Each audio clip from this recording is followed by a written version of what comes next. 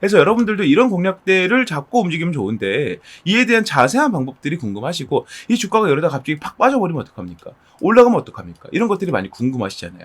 이걸 제가 아까 뭐라고 말씀드렸냐면 안녕하십니까 여러분, 강쌤입니다. 이번 종목은 LS 머티리얼즈 녹화해 볼 거고요. 요 LS 머티리얼즈가 최근 들어 좀 이슈가 다시 나오고 있죠.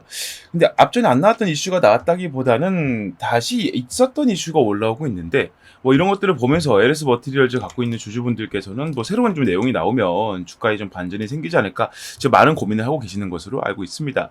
자, 하지만 오늘은 좀 제가 말씀드릴 내용이 이전까지는 이제 LS 머티리얼즈의 좋은 내용들을 말씀드리고 앞으로 이렇게 될 것이다 좀 비전적인 부분만 좀 설명을 드렸다면 오늘 이 시간에서는 현재 LS 머티리얼즈의 상태, 그러니까 이 업종의 상태를 포함해서요.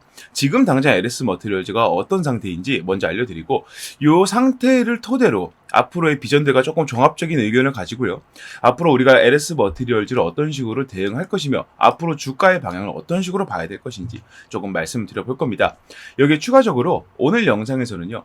이 LS 머티리얼즈의 주가가 언제 반등할지 여러분들 모르시죠? 저 또한 이거 내일 올라갑니다. 모레 올라갑니다. 말씀 못 드립니다. 이건 아무도 모르는 거겠죠. 올라간 이후에 어디까지 가겠다는 말씀을 드릴 수 있겠지만요. 자, 이런 개념으로 요 타이밍에 대해서 말씀드릴 거예요. 타이밍에 대해서 말씀을 드릴 건데 어떤 타이밍이냐면 주가가 오르고 내릴 타이밍이 아니라 주가가 올랐을 때 우리가 언제 진입하고 내린다면 언제 진입해야 되는지 이러한 매매와 직관적인 요소들을 제가 타이밍을 좀 짚어드릴 거예요. 그래서 이 타이밍들을 정리해둔 공략법에서 여러분들께 모두 설명을 좀 드릴 거기 때문에 오늘 영상을 보시는 분들께서는 무료로 공략법까지 얻어가는 시간이다라고 생각하시면 좋다는 거 미리 말씀드려 봅니다. 네, 오늘 거두절미하고요. 바로 좀 내용을 시작해 볼게요. LS 머티리얼즈가 지금 다른 업종들, 그러니까 흔히 우리가 알고 있는 뭐 AI 관련 업종이라든가 지금 제일 핫한 뭐 제약바이오라든가 이런 종목들 업종들에 비해서는 상당히 후순위에 있는 것은 맞지만 그럼에도 불구하고 AI와는 형제 테마라고 볼 수 있을 정도로 결국에는 LS 머티리얼즈가 부각을 받을 수밖에 없는 그러한 입장이 있다. 이거 제가 말씀을 드렸었던 거잖아요. 그래서 이번 영상에서는 이런 부분들을 좀 배제를 하고요. 저번에 설명드렸던 거기 때문에 좀 새롭게 LS 머티리얼즈에만 눈을 좀 두고 말씀을 드려보도록 하겠습니다. 자, 우선 기사를 좀 먼저 보면서 설명드릴게요. 제목 읽고요. 자, 말했죠. 제가 지난 시간 계속 말씀드렸던 내용이에요. 울트라 커패시터가 본격적으로 부각이 될 때가 왔다. 그 타이밍이 왔다라고 얘기를 하는 거고요. 슬슬 저점을 높일 타이밍이다. 근데 이 저점이 주가가 아니고요. 이 업종의 저점을 얘기를 하는 겁니다. 그래서 이 울트라 커패시터가 점점 부각이 된다라는 내용인데요. 기사 보면서 말씀드릴게요. 자, 차세대 2차전지로 불리는 울트라 커패시터 시장에서 LS 머티리얼즈는 독보적인 입지를 구축하면서 실적 개선 기대감이 주가를 끌어올리고 있는 것으로 보이는데 이 주가를 끌어올리는 게 사실은 좀 미미하죠. 근데 좀 민감하게 반응을 했다는 거 기사들이요. 자, 대형 울트라 커패시터 제품 부분에서는 세계 시장 점유율 1위를 차지하며 기술력을 인정을 받고 있고요. 이러한 장점을 바탕으로 전기차나 ESS, 산업용 장비 등 다양한 분야에서 활용이 되고 있답니다. 자, LS 머티리얼즈 같은 경우에는 중대형 울트라 커패시터 시장에서도 이게 중대형이랑 대형은 좀 완전히 다릅니다. 대형은 정말 큰 걸 얘기하는 거고요. 중대형은 조금 그보다 작지만 크기 차이는 조금 많이 나요. 그래서 이 두 가지 시장을 모두 점유한다는 게 되게 큰 의미가 있는 게 뭐냐면 중대형 울트라 커패시터 같은 경우부터 대형 울트라 커패시터까지 좀 포괄적으로 연결되는 산업들이요. 뭐 전기차부터 시작하면은 뭐 ESS 그리고 SOFC에도 사용이 될 수 있고요. 그 외에도 전력 저장용 배터리에도 모두 사용이 될 수 있는 그런 용량이기 때문에 울트라 커패시터 시장에서의 점유가 점점 넓어질수록 결국 다가올 이 전력 부족 사태를 아주 효율적으로 대응할 수 있는 수단이 될 수 있다. 그래서 부각을 받을 것이다라고 얘기를 할 수 있다는 겁니다. 울트라 커패시터는 순간적인 고출력이 필요한 전자기기나 시스템에 사용되는 에너지 저장 장치로 기존의 배터리와 비교해서 빠른 충전 방전 속도와 긴 수명이 특징이다. 자, 이런 울트라 커패시터를 신재생 에너지, 스마트 팩토리 내 AGV, 전기차 등 다양한 분야에 공급하면서 시장을 확대해 나가고 있다라고 말씀을 드리고 있습니다. 자, 그래서 지금 울트라 커패시터에 대한 얘기가 좀 다시 한번 나오고 있다는 얘기는 지금 26년도부터 이 미국에서 전력 부족 사태가 일어날 것이다. 지금 얘기가 정말 많았죠. 그것 때문에 우리나라에서 AI 관련주들이 엄청나게 많이 상승을 했었고요. 근데 중요한 점은 이 AI 관련주들이 가동을 하기 위해서는 반드시 이 전력 부족 사태가 일어나지를 않아야 한다라는 건데 이 전력 부족 사태를 막을 수 있는 대안 중 하나가 바로 이 울트라 커패시터를 활용한 것이다라는 얘기가 100% 제 생각에 나올 겁니다. 그래서 여러분들께서 LS 머티리얼즈라는 종목들을 그냥 지금 이 주가 별로 재미없다. 거래도 안 터지고 그죠? 그리고 계속 떨어지기만 하고 이렇게 생각을 하시는데 사실은 이러한 하락들이요. LS 머티리얼즈의 가치가 떨어졌다고 하기보다는요. 지금 전체적으로 테마에 관심도가 떨어졌기 때문이다라고 이해하시는 게 좋습니다. 그러니까 쉽게 말하면 이런 거예요.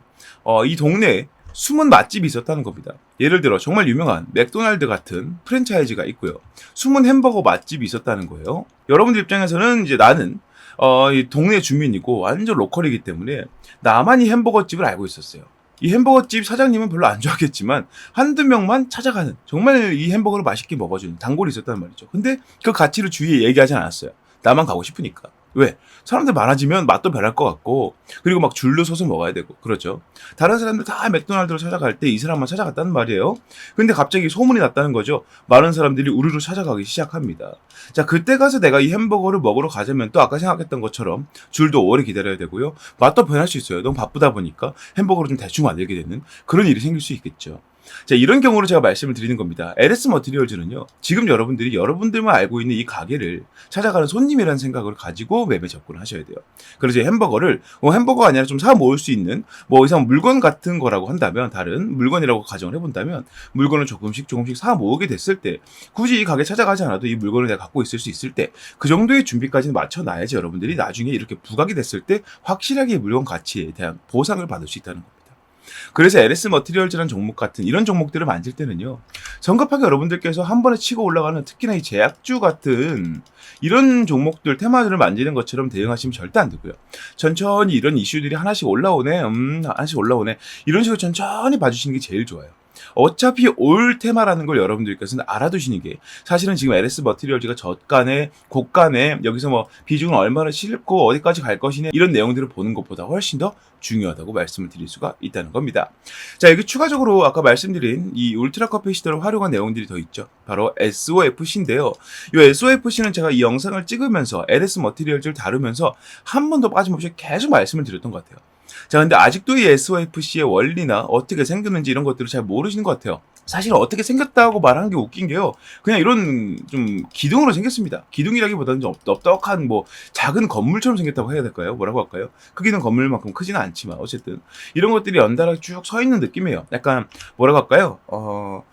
그냥 막대기인데 제가 지금 표현력이 좀 부족하네요. 어쨌든 이런 식으로 좀 생겼습니다. 은색깔로 판을 이렇게 가지고 엄청나게 좀 커다란 구조물 같은 게 좀 서 있습니다. 이게 SOFC인데 이 원리를 제가 좀 보여드릴게요.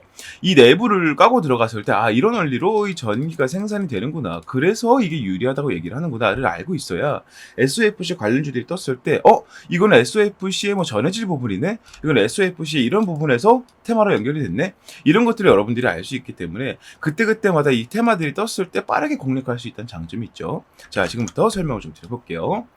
자, 이거는 SK 에코플래닛에서 올려놓은 설명이에요. 설명만 여기서 보여드리는 거지 SK 에코플래닛에서 만드는 걸 제가 엄청 좋다고 얘기하는 게 아니기 때문에 그 부분에 대해서는 좀 구분해서 봐주시길 바라겠습니다. SK 에코플래닛이 나쁘다는 건 아니에요. 네, 이 부분 꼭 이러다가 또 딴지 거는 분들이 있는데 절대 아닙니다. 일단 설명을 좀 드려볼게요. 자, 이게 SOFC의 작동 원리입니다. 이거 되게 보기 쉽게 만들어놨죠. 쉽게 말하면 여기 이제 테두리에 이제 박스가 이런 식으로 이렇게 씌워져 있다고 보시면 돼요. 아까 말씀드린 구조물이라고 말씀드렸죠. 이 안에 이게 들어있다라고 생각하시면 되고, 제 원리를 제가 간단하게 좀 말씀을 좀 드려보겠습니다. 자, 이게 퓨얼셀은 이거는 그냥 적어 놓은 거고요. 순수하게 원료를 만든다 이런 내용이기 때문에, 자, 양쪽에 보면 이런 구멍 같은 게 있죠. 이게 투입구인데 한쪽에는 산소를, 한쪽에는 수소를 투입을 합니다. 그리고 가운데서 만나게 하는 개념이에요. 쉽게 말하면. 이 가운데 보면은 전해질이 되어 있는데 여기는 무조건 고체가 들어갑니다. 고체가. 그냥 좀 구분을 해주면서 이 고체 사이를 뚫고 들어가는 개념으로 보거든요. 그래서 이 수소 쪽에는 음극이 있고 이 산소 쪽에는 양극이 있습니다. 우리 수소와 산소가 만나면 뭐가 생깁니까? H2O. 뭐죠? 물이 생기죠. 이 물이 생기는 물들은 밑으로 가라앉아서 빠져버리고 이 과정에서 이 두 가지가 이 수소가 그러니까 산소 때문에 수소가 산화되면서 생기는 그 에너지를 전기로 바꾼다. 이렇게 쉽게 생각하면 그렇게 말씀드릴 수 있을 것 같아요. 저 적어둔 글이 있는데요. SOFC는 고체 산화물 연료 전지를 말합니다. 연료 전지는 연료의 산소가 접촉하면 생기는 화학 반응이죠. 이에 생기는 화학 에너지를 전기 에너지로 변환하는 장치인데요. 그 중에서도 SOFC는 수소를 연료로 세라믹과 같은 고체 산화물을 전해질로 사용하는 전지입니다. 쉽게 말하면 수소와 산소를 결합해서 물을 만들면서 전기를 만든다는 것이죠. 자, 그리고 SOFC의 작동 원리를 한 개씩 말씀을 좀 드려보면 연료 공급, 연료로 사용되는 수소가 음극으로 공급이 됩니다. 아까 말씀드렸던 것처럼 여기서 수소가 투입이 되고요. 이 수소들이 음극으로 이동을 하게 되면서 고체인 이 세라믹 전해질을 돌파하게 된다는 것이죠. 자, 보게 되면 자, 공급이 된 이 수소가 전해질에서 산소와 접촉이 되면서 수소 이온과 전자로 이것이 분리가 된다는 겁니다. 그래서 이온이 고체 산화물인 세라믹을 통해서 양극 쪽으로 이동을 하게 되고요. 여기서 이 수소가 이온으로 분리가 돼요. 우리 수소를 H2라고 하죠. 이게 지금 이온으로 이제 분리가 되면서 이온만으로 넘어간다는 거예요. 자, 그 설명을 하고 있는 거고요. 자, 양극으로 이동을 했고, 그 다음에 양극에서 공급된 산소와 수소 이온이 결합하면서 열과 물이 생성됩니다. 자, 전자는 전해질 외부 전기선을 따라서 양극으로 이동을 하게 되고요. 이 과정에서 전기가 생산이 된다. 쉽게 말하면 작은 터빈이라 생각하시면 돼요. 우리 생각하는 원자력 발전소 같은 경우에도 사실은 그 원자력 발전, 그러니까 이 핵 분열을 통해서 열을 만들어내는 이유가 뭡니까? 물을 끓이기 위해서예요. 물을 끓여요. 물을 끓이면 뭐가 생깁니까? 증기가 생기죠. 수증기가 생깁니다. 이 수증기는 이동을 하면서 위로 올라가는 성질이 있기 때문에 뜨거운 수증기는 위로 계속 이동을 하는데 너무나 막대한 양의 열로, 엄청나게 높은 열로, 엄청나게 많은 막대한 양의 물을 끓이니 그 증기의 양도 엄청나게 많을 거예요. 이 증기가 올라가는 힘으로 뭘 돌립니까? 터빈을 돌리는 원리로 우리가 전기가 생성이 되죠. 마찬가지입니다. 여기서도 이 전자가 전기선을 따라 양극으로 이동을 하는데 이 과정에서 전기가 생산된다는 거예요. 근데 이 히스토리 우리가 알아야 되는, 이 내막을 우리가 알아야 되는 가장 큰 이유는요. 지금 전 세계적으로 이 발전소를 짓기가 상당히 애매한 상황이고 특히나 이 원자력 발전소 같은 경우에는요. 하나를 뚜렷하게 만들어내기가 상당히 힘듭니다. 원자력 발전 같은 경우에는 여러분들 내 뒷동네에 만든다 그러면은 뭐 다 반대하실 것처럼 이 뭐 사고 생기면 그냥 그 지역 초토화되는 거예요. 나라가 초토화되는 것처럼 가까이 있는 일본이 있죠. 그런 것들처럼 너무나 많은 사람들이 위험성을 알고 있고 기피하는 대상입니다. 근데 원자력 발전이 지금 현존하는 모든 발전 시설 중에서 가장 가성비가 좋아요. 가성비가 가장 좋습니다. 효율이 가장 좋아요. 가장 적은 에너지로 가장 많은 전기를 만들 수 있습니다. 그리고 그 폭이 친환경 발전에 비해서 엄청나게 큽니다. 그래서 원자력 발전소를 많은 국가들이 선호했던 건데 지금 이런 것도 안 되고요. 친환경 발전 중에 뭐 태양광, 풍력 발전소 이런 것들 만들고 싶어도 사실은 부지가 있어야 될 텐데 우리나라 같은 경우에도 저기 이 동부 산맥이죠. 이 산맥들을 이용해서 풍력 발전소를 설치하고 싶어도 이제 환경이 여의치 않죠. 그러다 보니까 많은 국가들로부터 얘기 나오는 게 도심가에 설치가 가능하면서 부지도 많이 필요하지 않고 이 전력 생산 효율도 좋으면서 여기에다가 ESS를 접목했을 때 SOFC로 만드는 전기를 바로 저장할 수 있을 만큼의 호환성 등등을 따져본다면 SOFC가 정말 효율적인 아이디어라는 것을 다들 알고 있다는 거예요. 그래서 SOFC 같은 경우에는 사실은 위험도가 전혀 없는 게 산소와 수소와 결합해서 물이 생긴다. 그 과정에서 전기를 만든다라는 개념이기 때문에 이게 뭐 폭발의 위험이 있을까? 전혀 그런 게 없다는 거죠. 부지 차지를 많이 안 한다 그랬는데 원자력 발전 같은 경우에는 정말 큰 부지가 필요하죠. 왜냐하면 이 한 호기에서 원자력 핵 분열을 만드는 데 필요한 이 부지도 상당히 넓을 뿐더러 엄청나게 깊어야 돼요. 이 냉각수부터 해서 정말 여러 가지 요소들이 복합적으로 들어가 있기 때문에 우리 하나 이제 고리 원자만 보더라도 이렇게 생겼죠. 약간 뭐 첨성대처럼 생겼습니다. 엄청나게 커다란 동그란 첨성대처럼 생겼는데 이것만 가지고도 이 전기를 엄청나게 많이 만든다. 이 효율적인 부분에서 얘기하면 할 말이 없겠지만 그만큼 많은 부지가 필요하다라는 건데 SOFC 같은 경우에는 연료가 뭡니까? 산소예요, 산소. 자, 여러분들 산소. 내가 지금 여기 앉아있다가 10m 뒤로 가면 산소가 없습니까? 절대 그러지 않죠. 모든 곳에 존재하는 게 산소고 모든 곳에 존재하는 게 수소이기 때문에 정말 효율적으로 연료를 공급하게 만들어주면서 전기를 생산하는 좋은 방법이다 라고 말씀을 드릴 수가 있다는 거고요. 근데 한 가지는 조금 안 어울리는 게 SOFC로 만드는 전력 생산량이 당연히 원자력 발전보다 떨어질 겁니다. 그래서 이 SOFC로 만드는 전력을 잘 모아놨다가 비상시에 한 번에 쓸 수 있다거나 아니면은 계속 유지를 하면서 전기가 극단적으로 필요하지 않은 곳에는 골고루 줄 수가 있겠죠. 그런 방면에서 울트라 커패시터가 또 활용이 될 수 있겠다. 그래서 LS 머티리얼즈가 이 두 가지를 묶어서 얘기를 많이 듣고 있다는 겁니다. 자, 이렇게 좀 내용들을 좀 살펴보게 되면 현재 상황을 보게 되면은요. SOFC도 좀 미래가 비전이 있고 울트라 커패시터로 얘기가 좀 나오고 있는데 중요한 건 뭐다? 지금 당장은 부각받지 못하고 있다. 그래서 제가 밑에 뭐라고 적어놨어요. 하지만 아직은 이라고 적어놨죠. 좋은 내용이고요. 앞으로도 부각을 받을 수밖에 없는 확실한 근거가 있다고 저는 생각을 합니다. LS 머티리얼즈 같은 경우에는 대형 울트라 커패시터 시장에서도 계속 그 부각을 드러내고 있고, 그리고 SOFC가 활용화되고 상용화가 되게 되면 그 과정에서 반드시 울트라 커패시터나 SOFC 관련해서 엮여갈 수밖에 없다는 거죠. 지금 우리나라에서는 유일한 경쟁자가 뭐 SK 이터닉스 정도 되는데, 이 종목보다는 이 종목을 사람들이 더 많이 알고 있다는 점을 감안해 보더라도, 물론 SK 이름값 때문에 종목이 크게 올라간다면 이게 더 크게 올라갈 가능성도 분명히 있습니다만, 그럼에도 불구하고 이 친구는 조금 초반에 테마성으로 너무 밀어붙이고 수급을 다 꺼내가 버린, 그러니까 매집되어 있는 물량이 많이 없어 보이는 그런 종목이기 때문에 중장기적으로 우리가 봤을 때는 LS 머티리얼즈가 훨씬 더 유리할 수 있겠다 말씀을 드릴 수 있다는 거죠. 이 중장기 접근이 유리하다고 말씀을 드리는 이유는 애초에 이 관련 이슈들이 확실하게 터질 것이다 라고 공표가 되어 있는 것이 26년도이고요. 물론 이것보다는 마이너스 알파로 좀 감소가 될 겁니다. 계속 좀 빨라질 거예요. 25년 얼마, 25년 초반부 이런 식으로 좀 당겨질 수 있어요.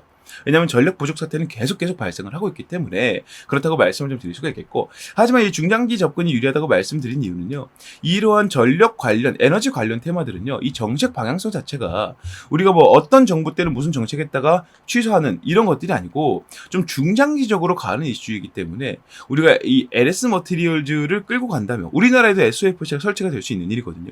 그러한 테마가 나오는 그 시점까지를 본다면 단기간으로 봤을 때 승부가 안 나는 게 너무 당연하기 때문에 중장기로 접근하는 것이 훨씬 더 좋다라고 말씀을 드리는 겁니다.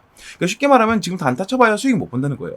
그 중장기로 우리가 꾸준히 올라가는 그런 수익을 기대를 하셔야만 충분히 수익을 누리실 수 있겠다 설명을 좀 드리는 거고요. 그렇게 수익을 누리기 위해서 우리는 뭘 해야 된다? LS 머티리얼즈에 자금이 몰려있는 가격부터 매수 공략에 들어가야 된다는 거죠. LS 머티리얼즈에 가장 많은 매수 자금이 들어가 있는 가격은요, 2만 원대 아래입니다. 상장 시초가 부근 아래이기 때문에 현재 가격이 바로 그러한 상태라고 말씀을 드릴 수가 있겠고, 아래쪽을 보시면은 이 파란 색깔 선, 초록 색깔 선 보이시죠? 이 핑크색은 기관들인데 얘네들은 실적파니까 제외를 하고요. 외국인들과 개인들이 LS 머티리얼즈의 비전을 보면서 이 주가가 떨어짐에 따라 2만 원대 아래로 내려오면서 공격적인 매수를 계속 보여주고 있다. 이렇게 좀 설명을 드릴 수가 있다는 거죠. 그래서 여러분들도 이런 공략대를 잡고 움직이면 좋은데, 이에 대한 자세한 방법들이 궁금하시고, 이 주가가 이러다 갑자기 팍 빠져버리면 어떡합니까? 올라가면 어떡합니까? 이런 것들이 많이 궁금하시잖아요. 이걸 제가 아까 뭐라고 말씀드렸냐면, 공략법에 모두 적어놨으니 그런 상황이 올 때마다 열어서 보시면 될 거다라고 말씀드려놨습니다. 해서 지금 영상에서 지금부터는 이 공략법에 대한 말씀을 좀 드려볼 건데요. 이 공략법 같은 경우에는 제가 영상에서 다 올리고 나니까 다른 영상에서 이를 뭐 출처도 안 바뀌고 다 사용을 하는 거는 제가 눈 감아 드릴 건데, 그거를 좀 넘어서 가지고 좀 악용을 하는 사례가 너무나 많아지고 있기 때문에 이 공략법을 지금 영상에서 말씀을 드리진 않고요. 제가 계속 말씀드리는 이 채팅방에서만 말씀을 좀 드리려고 합니다. 이 채팅방에 들어오는 방법은 위에 보이는 번호 010-6876-9767번으로 강쌤 LS라고 문자를 남기셔야만 입장이 가능하고요. 왜냐면은 다른 정말 이 LS 머티리얼즈를 갖고 있는 주주분들이나 매수를 하려고 하는 분들께만 도움을 드리고 싶기 때문이에요. 그래서 이렇게 좀 문자를 보내셔야만 이 채팅방 들어오실 수 있고요. 입장을 하게 되시면 100% 이 내용들은 모두 무료로 말씀을 드리는 거고, 애초에 이렇게 하는 것 자체가 여러분들한테 부담을 드리려고 하는 게 아니라는 것을 알아주셨으면 좋겠습니다. 자, 여기서 끝나는 것이 아닙니다. 이제 많은 문자 부탁드린다는 말씀을 한 번 더 좀 붙여드리면서 제가 한 가지를 더 준비했는데요. 바로 LS 머티리얼즈의 중장기 접근까지 걸리는 시간 동안 우리가 수익을 볼 수 있는 종목을 한 가지 갖고 왔습니다.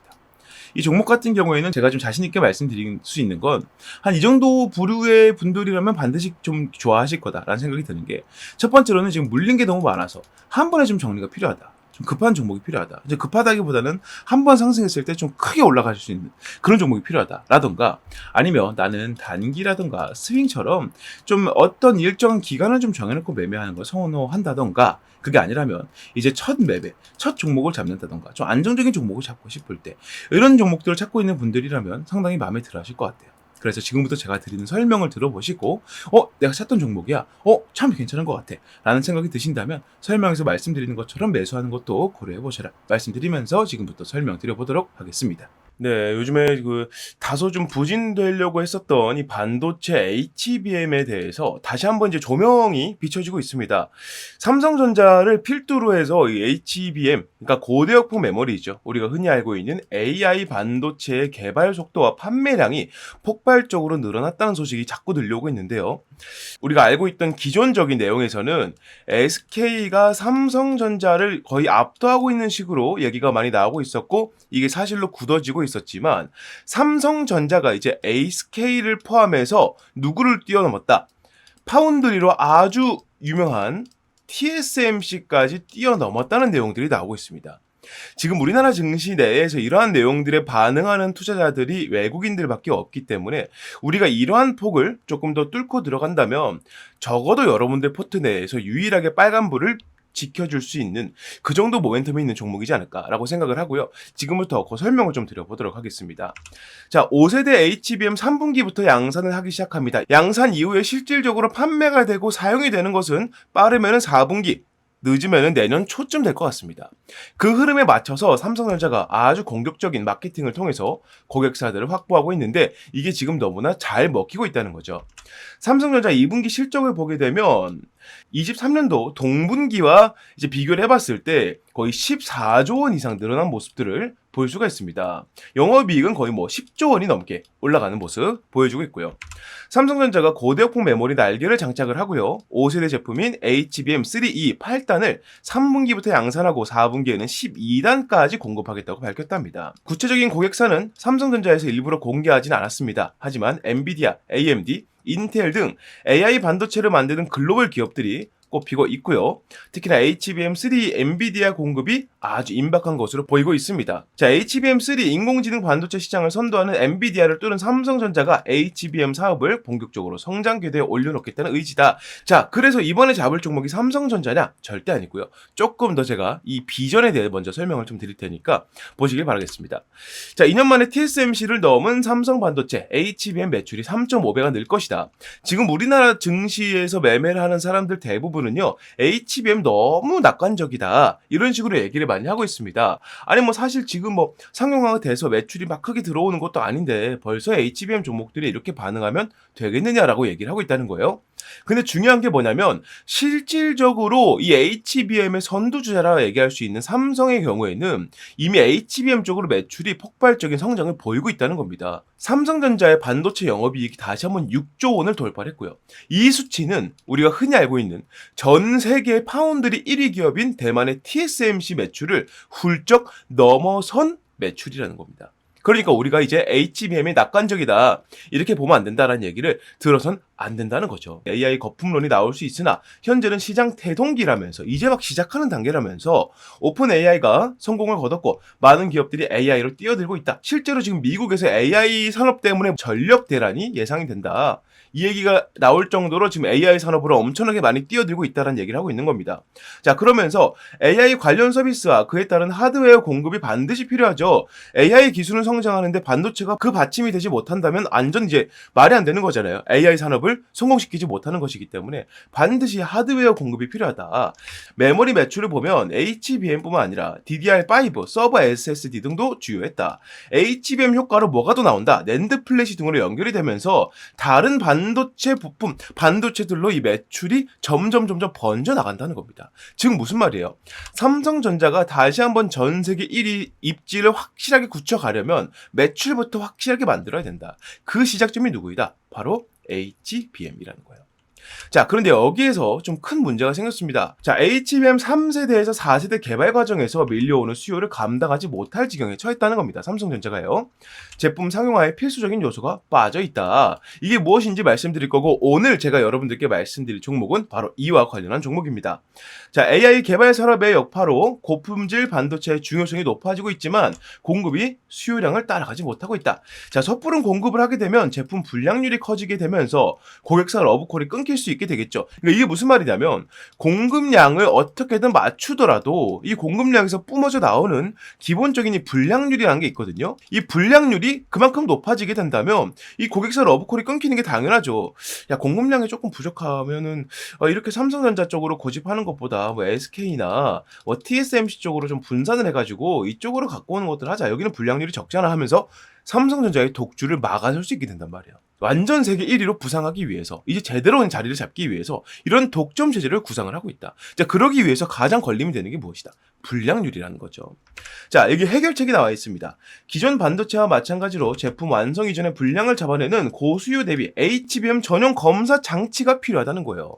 지금까지 HBM 전용 검사 장치를 보여주고 있는 기업들은 대부분 이 완성 이후에 검사를 하는 단계였습니다. 그러니까 결국에는 불량률을 낮출지언정 그에 대한 적자를 자꾸 볼 수밖에 없다는 거예요. 왜냐하면 이미 완성이 되어 있는 것에 이거 불량 있습니다. 그럼 어떻게 하겠어요? 파기를 해야겠죠.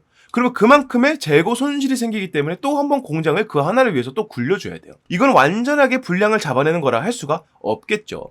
하지만 이 문제를 해결한 기업이 탄생을 했다는 겁니다. 자, 세계 최초로 HBM IC 검사 장비를 개발하는 데 성공한 기업이 태어났고요. 이 기업은 바로 삼성전자에 이것을 공급을 하고 있다. 자, HBM 테스트 핸들러를 적용하면 불량률 감소, 원가 절감, 생산성 향상 및 고정밀, 고품질의 제품 경쟁력을 확보할 수 있다. 이게 삼성전자가 이 기업과 계약을 맺은 가장 큰 이유입니다. 쉽게 말해서 이 HBM을 원판 상태에서 조립하고 절단한 상태로 바로 검사를 들어간다는 거예요. 이게 제품이 완성된 상태에서 불량 나왔습니다라고 폐기에 들어가는 게 아니라 이 단계에서 불량 생길 겁니다. 불량 생깁니다라고 말해주기 때문에 완성 이전 단계에서 불량을 잡아낸다는 장점이 있습니다. 이게 왜 장점이 되느냐? 이 상태에서 불량을 잡아내게 되면 완성까지 들어가는 후공정이 들어갈 필요가 없기 때문이에요. 이 기업의 가치를 알고 이미 삼성전자를 비롯해서 마이크론, TSMC까지도 이 기업에게 관심을 보이고 있다. 이 말씀을 좀 드려볼 수 있겠고요. 이러한 비전들을 가지고 외국인들은 지금 어떤 식의 움직임을 보이고 있느냐? 수급적인 부분을 봤을 때 올해 1월달 기준으로 3만에 해당됐던 외국인 매집량이 현재는 14만가량 늘어나고 있다. 350%가량 매집량이 늘어나고 있는데 350%는요. 현재 우리나라 증시에서 이례적으로 정말 찾아보기 힘들 정도로 많은 매집량이라 말씀을 드려볼 수 있다는 거죠. 그래서 여러분들께서 현재 내가 포트폴리오에 외국인들이 제대로 잡고 이 기업의 가치를 보고 증시가 떨어져도 외국인들이 탈출해도 이 종목은 가져가자라는 생각을 가지고 보유할 수 있을 만큼의 종목을 잡고 싶다면 당연히 지금 말씀드린 세계 최초로 이 HBM 전용 검사 장치를 만들어낸 이 기업에 집중하셔야 된다는 거죠. 자, 정리를 하게 되면 삼성전자가 지금 HBM 쪽으로 매출이 50%가 증가했고 영업이익은 더 크게 증가했고요. 하반기에 HBM3E 비중에 대해서 3세대죠. 이제 4세대는 12월 달부터 내년 초반부에 양산이 들어간다. 이렇게 말씀을 좀 드릴 수 있겠고 현재 삼성전자에서 가장 큰 이슈가 되고 있는 노조 파업 관련해서는 생산 차질이 아예 없다라고 밝히고 있으면서 우리가 이 삼성전자 쪽에다가 납품을 하고 있고 이 물량에 대해서 공급량을 완전히 맞추기 위해서는 아까 말씀드린 이러한 검사 장비가 반드시 필요하다. 이렇게 말씀을 드릴 수 있다는 겁니다. 자, 그래서 차세대 HBM은 여전히 국가 산업으로서의 엄청난 중요성을 지니고 있습니다. 자, 현 시대 HBM 경쟁은 좋은 성능보다 낮은 불량률에 있다는 것을 우리가 감안해 봤을 때 이 기업을 투자할 가치는 충분히 있다는 것이죠. 자, 삼성전자의 공식 협력사이자 삼성전자향 검사 장비 필수 입점 기업이기도 하고 외국인이 하루에 100억 이하로 폭발적인 매집을 보이고 있습니다. 현재 한 350%가량 매집량이 늘고 있다 말씀을 드렸었고요.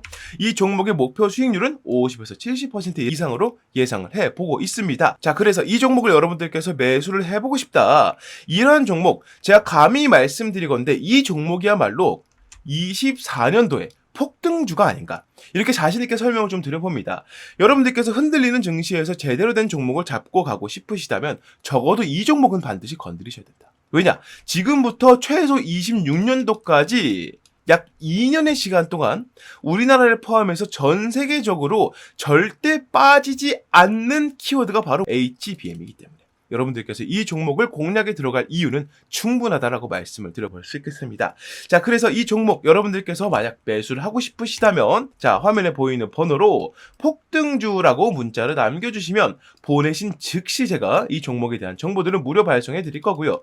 현재는 시세 자체가 저가에서 바닥에서 위로 올라가려고 하고 있기 때문에 문자를 바로 보내시는 분들께서는 최저가 공략에 가능할 것이다. 이건 제가 확실히 말씀드릴 수 있다. 설명을 좀 드려봅니다. 자, 지금까지 설명드린 HBM 검사 장비 세계 최초로 이렇게 개발해낸 이 기업, 여러분들께서 포트폴리오에 담아갈 가치가 충분하다고 느끼신다면 아래에 보이는 번호 010-6876-9767번으로 폭등주라고 문자 남겨주시면 그 즉시 제가 이 내용들을 무료로 발송해드리겠다는 점 약속드리면서 여기서 마무리해 보도록 하겠습니다. 자, 이렇게 모든 내용 말씀을 다 드려봤습니다.